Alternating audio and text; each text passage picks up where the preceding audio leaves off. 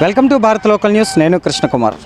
ఈరోజు మనం దక్షిణాదిలోనే దక్షిణ కాశీ అని పిలువబడేటటువంటి కాశీపట్నం క్షేత్రానికి వచ్చాం.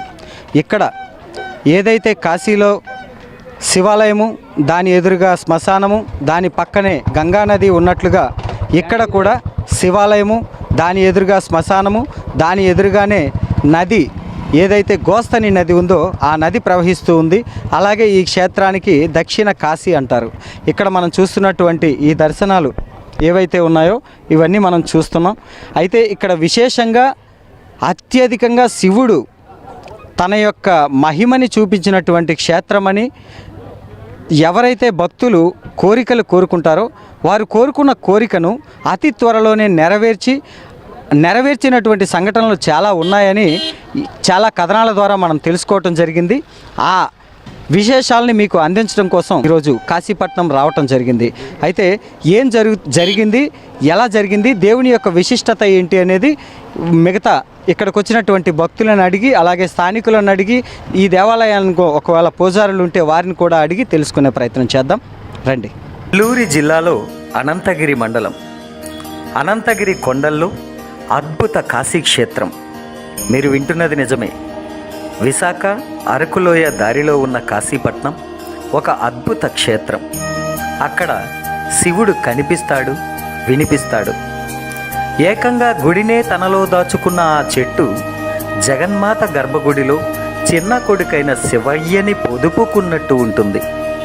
తన వాహనమైన నందిపై కాలెత్తిన వాడి కళ్ళు పోయేంత కోపం, తనని ప్రేమతో పూజించే భక్తులను ఆప్యాయతతో ఆశీర్వదించే దైవం. కాశీ తరువాత అలాంటి ప్రకృతి పోలికలు కలిగిన పుణ్యక్షేత్రం ఈ కాశీపట్నం. అయితే ఇక్కడ కొంతమంది స్థానికులు ఉన్నారు, వారిని అడిగి తెలుసుకుందాం. ఈ గుడి యొక్క చరిత్ర ఏంటి, విశిష్టత ఏంటి అనే విషయాన్ని వారిని అడిగి తెలుసుకునే ప్రయత్నం చేద్దాం. అయ్యా నమస్తే అండి. అయ్యా మీ పేరండి? నా పేరు సుబ్బారావు, మాది గౌరీపురం అండి. అయ్యా ముందుగా ఈ గుడి ఏదైతే ఉందో దీని యొక్క చరిత్ర ఏంటి? చరిత్ర అంటే పూర్వం రాజులు తాలూకది వేటకుచ్చి రాజుగారు ఈ ప్లేస్ని పరిశీలించి స్వామివారిని చూశారు. స్వప్నంలో కనబడ్డారో లేకపోతే ఏదో రకంగా ఆయనకి ఇండికేషన్ వచ్చి చూసిన తర్వాత శివాలయం కట్టించారండి. కట్టించిన కాంచి అప్పటి నుంచి అంటే ఇంచుమించు 600 పైబడే ఉంటుందండి. అంటే ఈ చెట్టు కాండం చూస్తేనే అర్థమవుతుంది. మొన్న ఉదు తుఫాను కూడా ఒక ఆకు రాలేదు, అన్ని చెట్లు పడిపోయినాయి, అంత పవర్ఫుల్.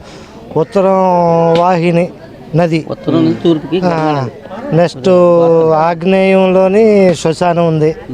అంటే కాశీ తర్వాత కాశీ అండి, అంత పవరు. కానీ మేము రాత్రులు కూడా పూజలు చేసేవారమే. అంటే శివుడికి రాత్రులు పూజ ప్రీతి. అంటే లోక కళ్యాణం కోసం ఆయన ఏవేవో చేస్తుంటారు నైటే. ఆయనకి శాంతింపజేయడానికి నైట్ పూజ చేస్తేనే ఆయనకి ప్రీతికరం. అలాగే నైట్ చేస్తుంటే ఎన్నో విచిత్రాలు మేము చూసాం. అవన్నీ చెప్పుకోవడం అనవసరం. అందులో ఒక్కటే మా కోసం మీరు చూసినటువంటి ఎన్నో విచిత్రాల్లో కొన్ని మాకు అంటే ప్రజలకు తెలియాలి కదా. దేవుడి యొక్క ధ్యానంలో ఒక 5 కూర్చునేటప్పుడు స్వామివారు అంటే నందివారికి చెప్పేసి వెళ్తాం, నంది స్వామికి చెప్పేసి వెళ్తాం. చూసారా వచ్చిన వెంటనే నేను నంది దగ్గరికి వెళ్ళాను. అలాగే నందికి చెప్పేసి వెళ్తాం, స్వామి లోపలికి వెళ్తున్నాం, మాకు రక్షణ మీరే కల్పించండి అని. అలాగే వెళ్ళి మేము ధ్యానంలో పూజ అంతా అయిపోయి ధ్యానంలో కూర్చున్నాక ధ్యానంలోంచి నాగేంద్రుడు చుట్టుకొని లోపలికి వస్తుంటే కాలు గిట్టతోటి నందీశ్వరుడు ఆపారు. అంటే మాకు ఇండికేషన్ వచ్చింది. అలాగని ఇంకా లాభం లేదు, స్వామి వస్తున్నారు అనేసి మేము ఇమ్మీడియట్లీ ఖాళీ చేసేసి, తాళాలు కూడా వేయలేదండి, ఖాళీ చేసి మామగారికి అప్పుడు మామ ఉండితే మామకి తాళం ఇచ్చేసి మేము ఇంటికి వెళ్ళిపోయాం. అమ్మ ఉదయం ఏ సమయం అండి? రాత్రి 3. అమ్మ ఉదయం 6 గంటలకు వస్తాం, పౌర్ణమి రోజు. ఆ రోజు రాత్రి 3 గంటలకు వెళ్ళిపోయాము. అమ్మ తెల్లవారు 6 గంటలకు వస్తాం, నువ్వు వెళ్ళకన్నావు. ఆ మామ కళ్ళు కనబడవు కానీ తడుముకొని వచ్చి చూస్తారు, స్వామి చుట్టుకొని ఉన్నారు. మాకు నిదర్శనం కోసం అమ్మని పంపించారు. అర్థమైంది. అమ్మ 4:30కి దగ్గరుకుంటూ ఏడ్చుకుంటూ గోల పెట్టి వెళ్ళిపోయింది. ఇంత సర్పం ఉంటుంది. అంటే గేట్ వేసినా సూక్ష్మంగా లోపలికి వెళ్ళిపోతారు, వస్తారు. మేము ఏంటి ఇది అనేసి ఇసుకేసి చూసాం. 18 అడుగులు నాగండి, ఈ మాత్రం సైజు వస్తారు. సూక్ష్మంగా వెళ్తారు, సూక్ష్మంగా వస్తారు. అది ఒకటి. ఒక పౌర్ణమి రాత్రి ఆ ఎదురుకుంటే శిల ఉంది, అది ఆంజనేయ రూపం కనబడుతుంది. ఒక మునీశ్వరుడు ఈ చెట్టుగా చూస్తున్నట్టు ఉంటుంది. హాఫ్ ఫేస్ మాట అండి ఇలా చూస్తే.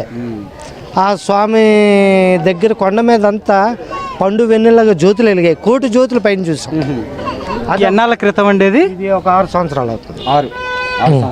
ఆ తర్వాత ఒక అమావాస్య పూజకి నైటు ఒక స్వామి కొండల్లోంచి వచ్చారన్నారు. అప్పుడు రాజులమ్మ గారు ఉండేవారు ఇక్కడ. ఆ స్వామి వచ్చి అక్కడ చీకట్లో పడుకున్నారు. ఆ చీకట్లో పడుకొని స్వామి ప్రసాదం తీసుకోండి అంటే కడుపు నిండిపోయిన స్వామి అన్నారు. అంటే మాకు కూర్చున్న వాళ్ళందరూ మాయకి అమ్మిస్తుందండి. యాక్చువల్గా మేము ఎవరో డ్రింక్ చేసి వచ్చి పడుకున్నారేమో అని అనుకున్నాం. యాక్చువల్గా అయిందండి. అప్పుడు ఎస్కోట్లో సిటీ కేబుల్ నాయుడు గారే చూశారు ఆయన్ని వాస్తవానికి. అప్పుడు గురుగారు ఆయన పంచామృతం కూడా తీసుకుంటున్నాను అంటే ప్రసాదమైనా తినమండి, మీరైనా చెప్పండి అంటే నేను చెప్పాను.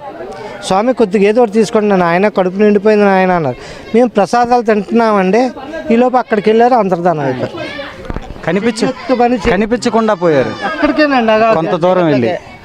అలాగే అయ్యా, ఇప్పుడు మనం ఈ చెట్టు ఏదైతే ఉందో ఈ స్వయంభూ లింగం చుట్టూ ఈ చెట్లు ఎలా ఏర్పడ్డాయి? ప్రకృతి మాత ఒడిలో అయ్యవారు ఉన్నారండి. ఇంకా చెప్పండి, మీరు గడిదారికి వెళ్ళి నైట్ టైం చూస్తే శ్రీ ఆకారం కనబడుతుంది. కావాలంటే మీరు ఎవరైనా చూసుకోవచ్చు.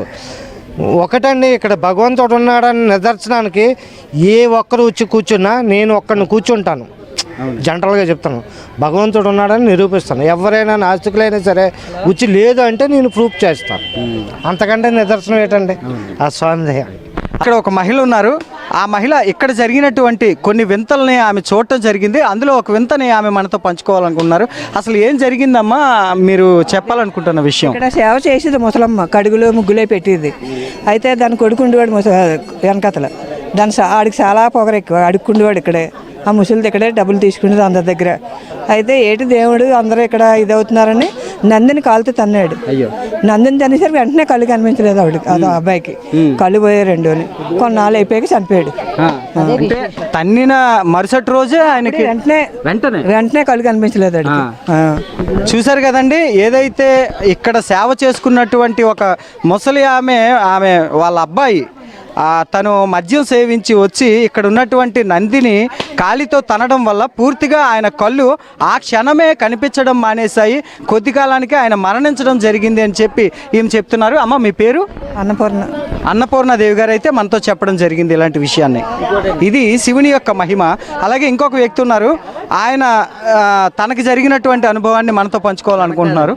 గుడికి సంబంధించి నాగుల చవితి రోజు కంపల్సరీ నాగపాము దర్శనం అవుద్దండి. నాగుల చవితి రోజు పక్కాగా ఉంటుంది, ఖచ్చితంగా. అది అదృష్టం ఉన్న కనబడుతుంది, పక్కాగా కనబడుతుంది. అంటే ప్రతి నాగుల చవితి రోజు ఖచ్చితంగా ఏదైతే నాగరాజు ఉంటారో ఆ నాగరాజు ఖచ్చితంగా ఈ గుడిలో కనిపిస్తారు అని ఈయన చెప్పడం అయితే జరుగుతుంది. ఆ దేవాలయానికి సంబంధించినటువంటి సాధారణంగా ఈ గుడిలో అర్చకులు నిత్యం ఉండరు. ఇటువంటి ఏదైతే పవిత్ర దినాలు ఉంటాయో ఇటువంటి రోజుల్లో మాత్రమే ఆ దేవాలయానికి అర్చకులు రావటం జరుగుతుంది. అలా వచ్చినటువంటి అర్చకులు ఇక్కడ ఉన్నారు. వారిని అడిగి ఈ గుడి యొక్క విశిష్టతను అయితే మనం తెలుసుకునే ప్రయత్నం చేద్దాం. అయ్యా, చెప్పండి, ఈ గుడి కట్టి ఎన్నాళ్ళు అవుతుంది? ఈ గుడి కట్టి 500 సంవత్సరాల పైన అవుతుందండి. ఇది స్వయంగా వెలిసింది శివలింగం. ఇక్కడికి ఎంతోమంది వస్తుంటారు భక్తులు. ఇది ప్రధాన రహదారి కావడం వల్ల చాలామంది ఎక్కువ మంది వస్తుంటారు. ఇక్కడ ఏంటంటే ఈ స్వయంగా వేసిన స్వామివారు చాలా విశిష్టత పొంది ఉన్నారు. వీళ్ళు కోరిన కోరికలు తీరుస్తారని ఇక్కడ స్థానికులు నమ్మకం, బలంగా నమ్ముతారు. అందుకే ఇక్కడ మీరు ఏటి ఒడ్డున వెలిసిన శివలింగం కాబట్టి మీకు పిక్నిక్ వచ్చేవారు కానివ్వండి, మామూలు సరదాగా వచ్చిన వారు కానివ్వండి, ఆ ఏట్లో స్నానం చేసి స్వామివారి తీర్థప్రసాదం తీసుకుని ఆయనకి గౌరవించుకుని నమస్కారం చేసుకుని వెళ్తుంటారండి. అలాగే ఇక్కడ శ్మశానం కూడా దగ్గరలోనే ఉంది. శ్మశానము మరియు ఏదైతే ఏరు అలాగే ఇది ఉంది. ఇంకొకటి ఏంటంటే ఇక్కడ గంగా నది ఏ విధంగా అయితే ప్రవహిస్తుందో అదే విధంగా గోస్తని నది కూడా ప్రవహిస్తుంది అని చెప్పి కొంతమంది చెప్పగా మేము విన్నాం. అది ఎంతవరకు నిజం? అవును స్వామి శ్మశానేశ్వరుడు. ఇక్కడ శ్మశానం కూడా దగ్గరలోనే ఉంది. ఇక్కడ అలాగే ఏరు కూడా శాశ్వతంగా ఏర్పడిన ఏరు ఇది ఎన్నో పురాతన కాలం దగ్గర నుంచి ఆ ఏరు ప్రవేశిస్తుంది. మీరు ఎండాకాలం వచ్చినా వర్షాకాలం వచ్చినా ఎటువంటి కాలంలో వచ్చినా ఏట్లో నీరు స్వచ్ఛంగా ఉంటుందండి. ఏట్లో నీళ్ళు తాగినంత పవిత్రంగా ఉంటాయి నీళ్లు కూడా. ఇక్కడ గోస్తని నది ఉంది, ఇక్కడ ఏటి ఒడ్డు కూడా ఉంది. అలాగే మీరు అక్కడ ఏట్లో స్నానం ఆచరించి తెల్లవారి వచ్చి స్వామివారి కోరుకుంటే ఎటువంటి కోరికైనా స్వామివారు తీరుస్తారని అపారమైన నమ్మకం అండి ఇక్కడ. అయితే ఒకటండి, ఈ గుడి ఇంత విశిష్టత చెందింది కదా, దీనికి ప్రభుత్వం నుంచి ఎటువంటి సహాయ సహకారాలు ఉన్నాయి? ప్రస్తుతం అయితే ప్రభుత్వం నుంచి సహకారం అయితే ప్రజెంట్ లేదండి. ఇంకా దేవాదాయ శాఖ ఏం లేదు. మనకి ఇక్కడ కమిటీ వాళ్ళు ఎవరైతే ఉన్నారో వాళ్ళే దీని మంచి చెడ్డలు బాగోగులు అన్నీ కూడా చూస్తున్నారు దగ్గరుండి. ఆ ఈశ్వరుడు కటాక్ష దయ వల్ల కమిటీ వాళ్ళు చల్లగా ఉండాలి. తర్వాత అండి ఈ గుడి యొక్క చరిత్ర ఏంటి? ఈ గుడి యొక్క చరిత్ర అంటే ఇది స్వయంగా వెలిసిన లింగం అండి. 500 సంవత్సరాల క్రితం నుంచి కూడా ఈ లింగం ఇక్కడే ఉంది.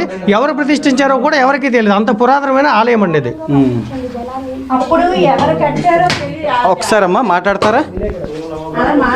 ఓకే, చూశారు కదా ఫ్రెండ్స్, కాశీపట్నం యొక్క విశిష్టతలు, విశేషాలు, అలాగే దీని యొక్క చరిత్రని తెలియజేసిన వారు మనకి చాలా విషయాలు అయితే చెప్పడం జరిగింది.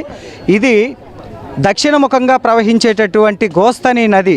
అంటే గంగ ఎలా అయితే ప్రవహిస్తుందో అదేవిధంగా ఇక్కడ గోస్తని నది ప్రవహిస్తుంది.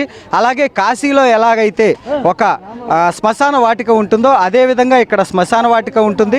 కాశీ విశ్వేశ్వరుడైనటువంటి శివుడు ఇక్కడ ఉమాలింగేశ్వర స్వామిగా కొలువై ఉండటం జరిగింది. ఈ క్షేత్రంలో ప్రతి ఒక్కటి కూడా విశేషంగా వింతగా ప్రతి ఒక్కటి తాను ఉన్నాననేందుకు నిదర్శనంగా చూపిస్తూ ఉండటం జరుగుతుంది కనుక ఈ క్షేత్రాన్ని చాలామంది దర్శించుకోవడం అయితే జరుగుతూ ఉంది.